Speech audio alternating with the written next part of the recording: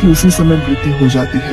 Police उसके शरीर को हॉस्पिटल पहुंचवा देती है, जहां डॉक्टर उसे मरा हुआ घोषित कर देता है। किसी ने भानुमति को आकर भुवन के एक्सीडेंट के बारे में बताया।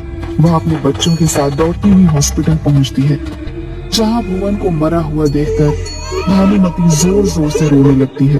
भुवन के जाने के बाद उनकी स्थिति बद से बदतर हो गई। भानुमति, आज भुवन को मरे 3 महीने हो गए। अब तो हम तुम्हें नहीं रख सकते। कुछ दिन की और मोहलत दे दीजिए।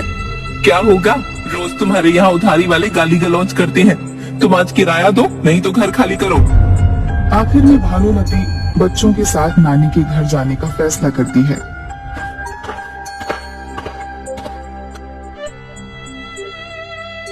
नानी का इतना बड़ा घर है, लगता है कभी हवेली रही होगी। क्या हमारे नाना जी इतना अमीर थे?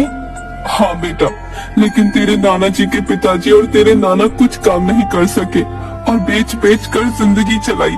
दोनों के जाने के बाद नानी यहाँ रहती थी, लेकिन उनकी मृत्यु के बाद तो अब ये सिर्फ खंडहर हवेली ही हमारे पास है। दिवाली आ रही है, इस बार हम नाना जी की इस हवेली को साफ सफाई कर दीप जलाएंगे। ठीक है बेटा, इतनी बड़ी हवेली को साफ करने में 1 सप्ताह से कम समय नहीं लगेगा। ठीक है माँ, मैं आज से ही काम शुरू कर देता हूँ। राजू को साफ करते करते तीसरे दिन हवेली में एक कमरा मिलता है, जिसमें ताला लगा हुआ था।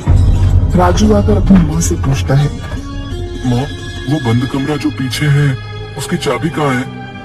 पता नहीं बेटा, वो कमरा मैंने आज तक खोलते हुए नहीं देखा। उनके बाद इस कमरे को किसी ने नहीं खोला है। तेरी नानी ही रखती थी चाबी। राजू और रंजू दोनों मिलकर उस कमरे के ऊपर के जालों को साफ कर रहे थे। तभी नानी रंजू को ऊपर से फिसलवा देती है। रंजू दरवाजे के चौखट में लगे हिरन का सींग पकड़ते हुए नीचे गिर गई। तभी दरवाजा गड़गड़ाहट के साथ खुलने लगा। रंजू, तुम ठीक तो हो ना? हाँ भैया, मैं बिल्कुल ठीक हूँ। अरे, ये दरवाजा तो अपने आप खोल रहा है। अरे हाँ, सही कहा तूने।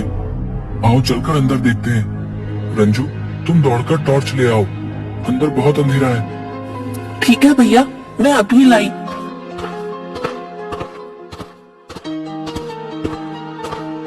ये लो टॉर्च, चलो अंदर चलकर देखते हैं क्या है।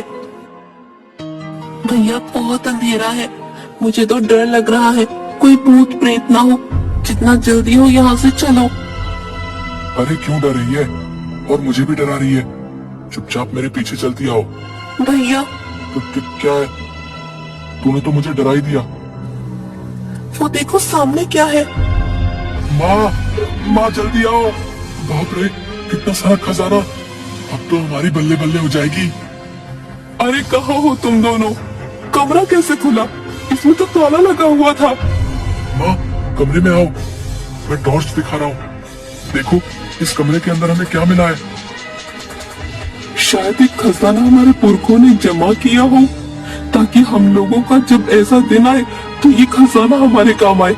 इसीलिए शायद मेरे दादाजी और मेरे पिताजी से उन्होंने इसे छिपा कर रखा। हाँ माँ, अब हम भी अमीरों वाला खाना खाएंगे। हाँ भैया, वो भी तीनों टाइम। अब हमें स्कूल फीस भरने के लिए कोई भी मास्टर साहब सभी के सामने बेइज्जत नहीं करेंगे।